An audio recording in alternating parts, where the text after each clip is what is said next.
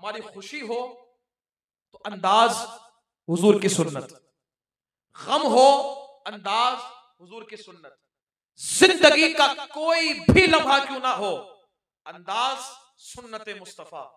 कोई हमें देखे ना, दूर से देखे तो उसे पता चलना चाहिए कि ये जो बंदा करने वाला है ना, ये बंदा इसका अमल बता रहा है कि ये किसी और का गुलाम नहीं बल्कि मुस्तफा करीम का गुलाम है।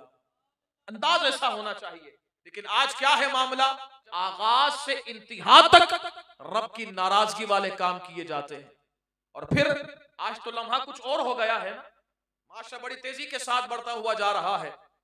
और जहां पहले गाने होते थे, डांस होते थे, तो चूंकि अब माहौल तब्दील हो रहा है, लोगों का नातखानी करने का जहन बन रहा है। और फिर जब एक ऐसा जहन बनना शुरू हुआ तो हमारे यहाँ शादी के अंदर एक नई रस्म आ गई है। वो रस्म क्या है? कवाली नाइट। कवाली नाइट दर हकीकत है क्या? कभी गौर किया आपने? उसमें क्या होता है? ना महरम महरम साथ बैठे हुए होते, लड़का लड़की साथ बैठे हुए होते, और फिर वहां बेदरीक पैसों की बारिश हो रही होती है। और फिर वो क्या कर रहा होता है? कवाल, मैं अगर इसे अपने अल्फाज में कहूं तो यूं हो रहा होता है कि ये मजहब के नाम पर वही फंक्शन हो रहा होता है, बस टच मजहबी है। हजरत जी, हमने फंक्शन तो नहीं किया ना, गाने तो नहीं किए, यहां हुल्लड़बाजी तो नहीं हुई, बस कवाली नाइट है। और फिर कवाली नाइट में क्या होता है?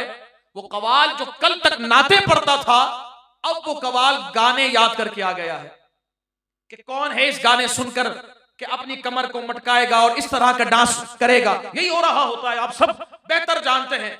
हमें तो आप लोगों ही से रिपोर्ट मिलती है सारी चीजों की, अब सब जानते हैं क्या मामला हो रहे होते हैं। याद रखिएगा, यह एक सबसे बड़ा मसला यह है कि किया ये कवाली जा रही है और सवाब की नीयत की जा रही है और हो रहा हराम काम है। ये बात याद रखिएगा कि अगर कोई सवाब की नीयत से हराम काम करे तो बंदा दायरा इस्लाम से खारिज हो जाता है। इतना खतरनाक अमल होता है।